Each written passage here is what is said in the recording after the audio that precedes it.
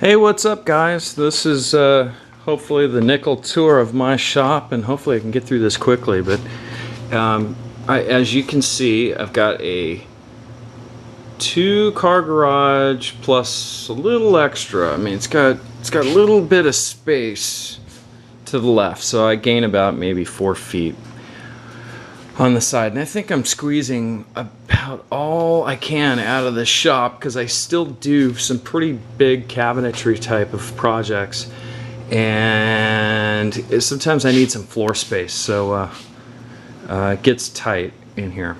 So anyway, you can pretty much see what's going on. I guess what can I tell you that's not obvious? You know, I got an X5 unisaw with a kick switch that I added to the saw. Master slide.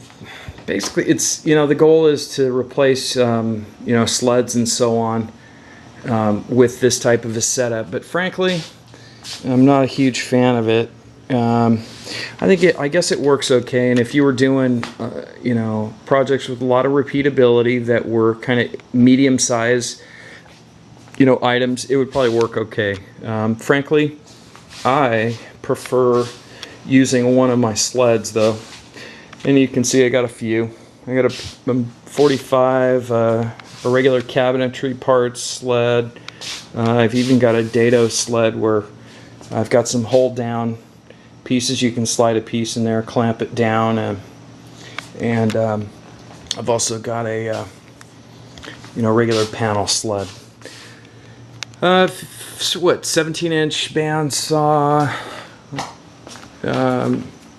Little reciprocating, whatever those little coping saws are. I don't know. God, I barely use that thing. I got a lap sharp next to a sink, some hardware. Most of my hand tools and everything are in my hybrid back bench, which is a combination shoulder vise and just a regular vise in the tail. You know, combination of hand tools and power tools is pretty much what it's taken, because I tend to be asked to do things a lot with sheet goods, whether it's cabinetry or whatever. I'm trying to move a little bit beyond that, but sometimes it can be tough. As you can see, also I've got a computer and a printer, and that is really helpful if I'm printing out cut lists or I need to review you know, plans I've done in SketchUp or whatever. My dust collector, actually there's a separator, but it's actually behind inside this cabinet, so that kind of keeps the noise down, and you know, which is really the main thing. Radial arm drill press, which I'm not a huge fan of, to be honest, even though I've added a table to give it some more stability and some more control. I really would prefer an older, you know, heavy cast iron 1950s era drill press and just go for the accuracy over the flexibility. Combination sander, 8-inch joiner. Love that joiner. That's a great joiner. Bought that reconditioned at William Redmond and Sons, and I'd recommend them. My planer, same thing, I think. Actually, I got that new. That's my second planer. My miter station is completely wall mounted, and you may not think so, but that sucker's up there. I mean, I can sit on the edge of that without my joiner in the way, and it'll take my full weight. So I have a miter saw that has a fence with stop. I also have my dedicated mortiser that's buried in a cavity so it can share the same space.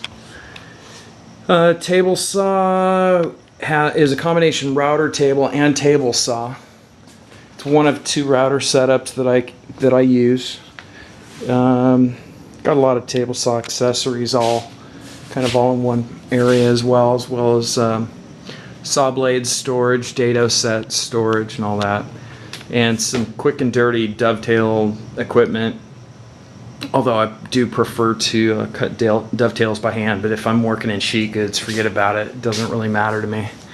And various jigs and lathe stuff. Really need to get better storage going with my lathe, but I just don't use it enough yet. But anyway, that's like pretty much. Oh, and if you're looking at this going, what the hell? That is a combination assembly table, clamping station. It's kind of influenced by an MFT. So it's 2 layers of MDF, as well as a my compressor underneath, and my HVLP setup is underneath there as well. So it kind of keeps that equipment quiet, keeps the dust off it, and since it's portable, I can roll it outside and get use of it in the fresh air when it's nice outside. That's pretty much it, guys.